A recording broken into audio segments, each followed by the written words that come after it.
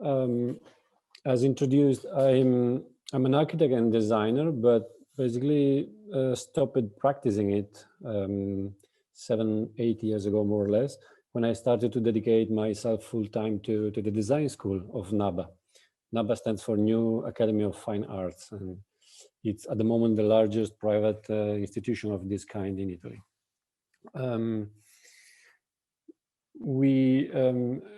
I quit the practice, but mainly because I've been offered a position in NABA to lead the design research center called the CPARC, which was shared between NABA and a fellow school, which is Domus Academy.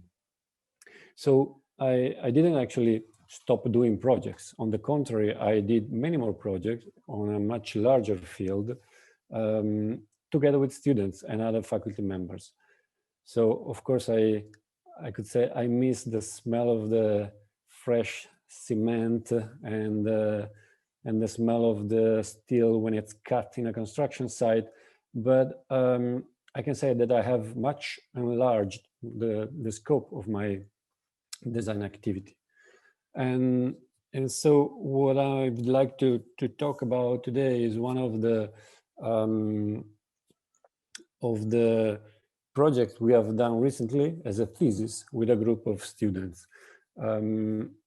It's true, as Udi has mentioned in the introduction, that the school is a very interesting place to work at the moment as a designer, because there's a very high level of creative tension, which is different from the tension that you have in the practice, which is maybe more a productive tensions, like to be compliant with the deadlines and regulations and budgets and so on.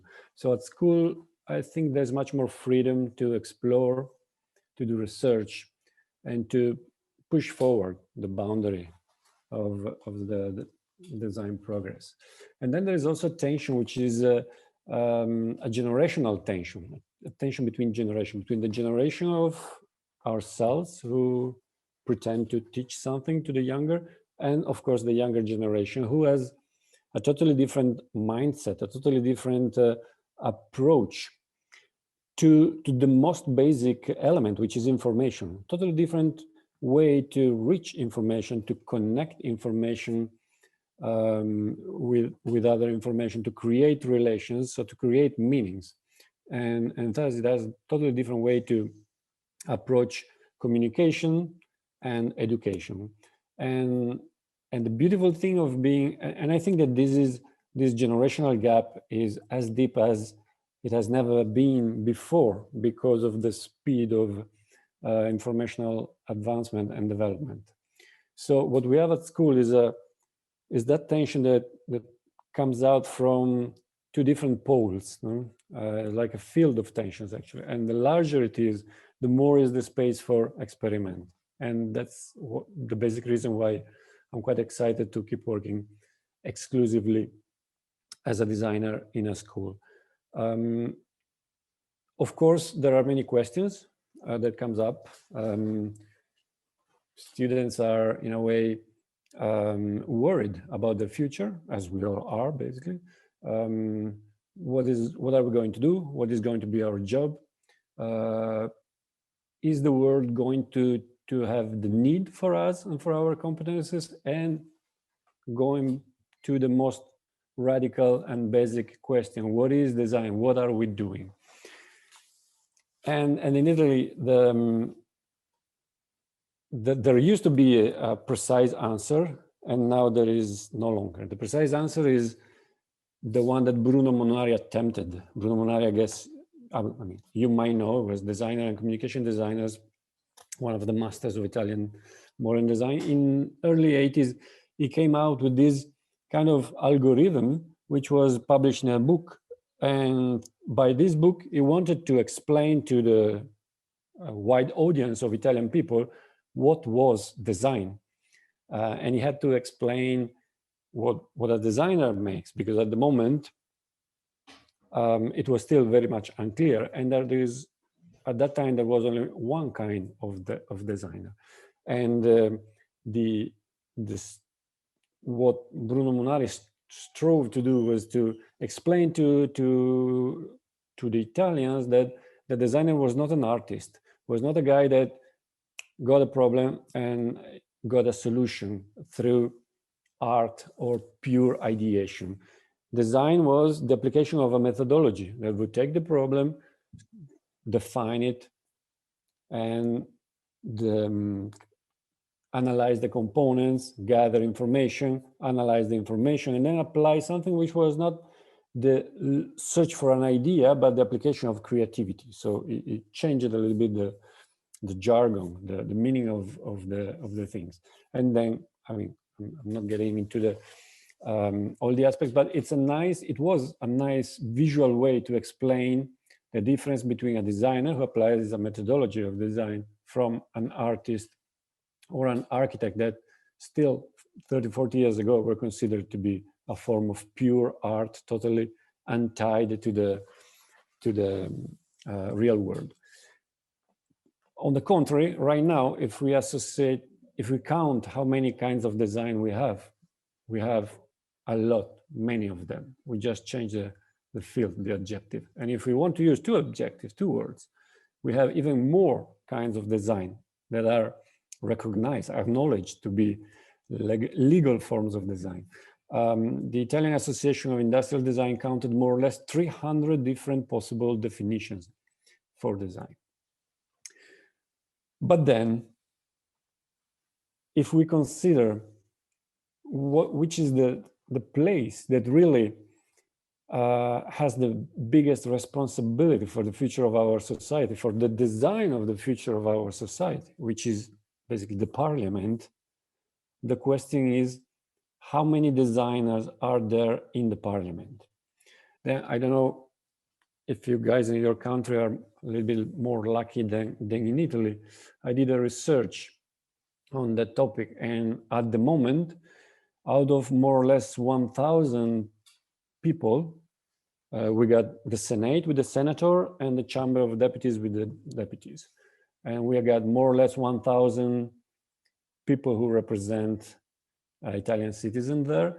And I spotted three. One is very famous. I guess you all know it's Renzo Piano, a world famous architect who is actually not being elected. He was just appointed by the President of the Republic as, I don't know if the word in English is correct, lifelong senator. So he was appointed and he will be senator as long as he lives.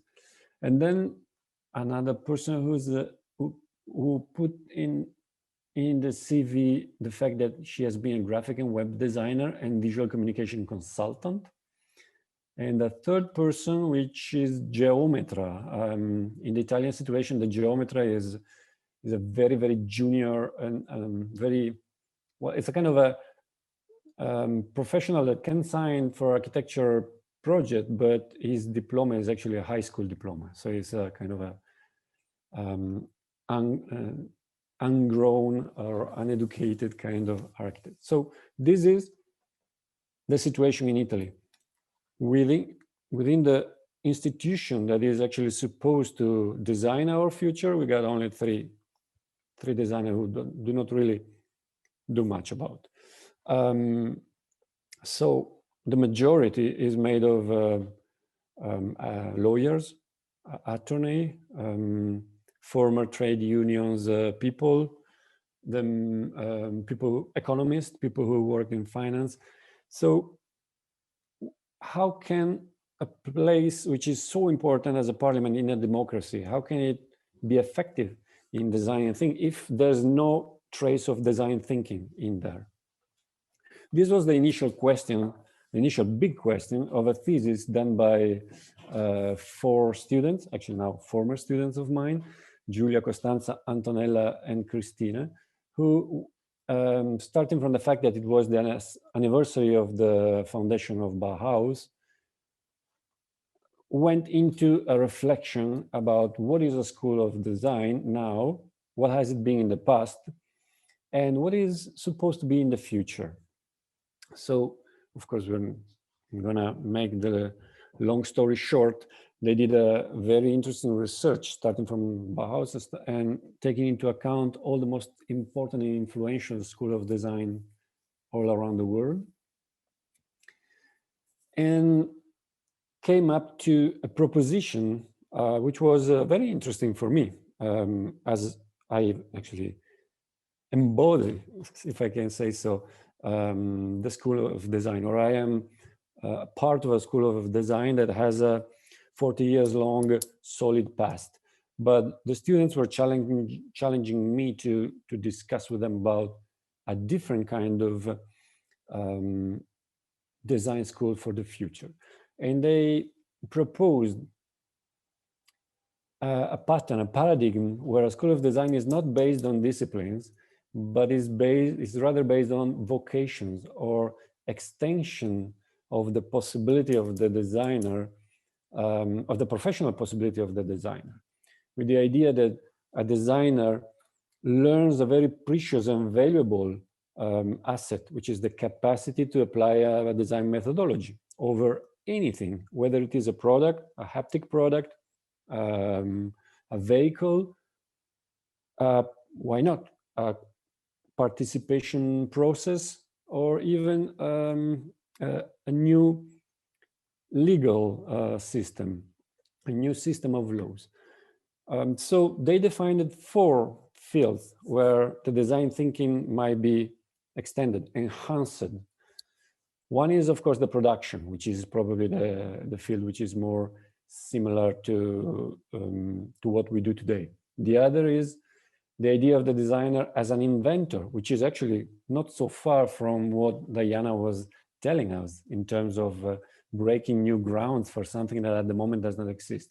But then there's also a designer as a philosopher, as a person who can interpret contemporarity and put together different knowledge and find synthesis through a design process, through a creative way of dealing with the reality of things.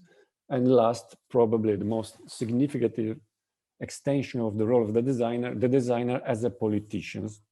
And of course, the reason for the title of the lecture comes from here. And they imagine a study plan, a curricula, a system for the deployment of these competences and these skills. So they define how the different paths of a student of design could be, all of them starting from the same, let's say, foundational year, and then little by little getting more and more into their vocational direction.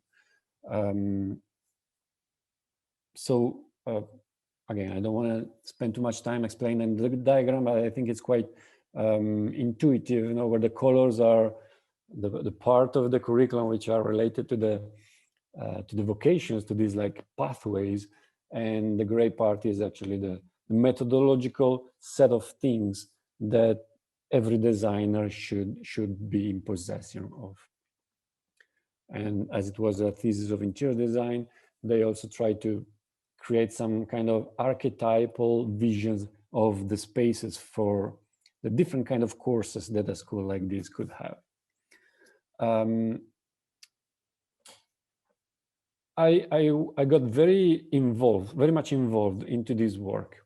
I found it to be a very lucid and very straightforward reflection over the unsatisfactory state of a student of design today. There is a big question mark up in the air for many of them who are actually having fun and enjoying it, what they are doing in their school, in their study plan, but are not really sure that what they are learning now is valuable for the future, for the world, when they will be out there. And I think it's an important reflection that I'd like to share with you, because I think it might actually trigger some possible process of evolution of our school, or at least the school where I work. I would like NABA to change somehow in that direction. I don't know if this project will ever become a prototype of a school. I don't know if this project will ever become the new European Bauhaus, which is, I guess, you know, there's this big label moving around. I don't know if it will ever be a successful paradigm, but in case it will, the beautiful thing is that if we compare it to the story of Bauhaus and the name of the founders and the name of the master teachers or the directors, the beautiful aspect that I like of this school is that it was invented by 4 young women. And if we do a comparison with 1 century ago, I think it's already a very relevant thing. Thank you very much.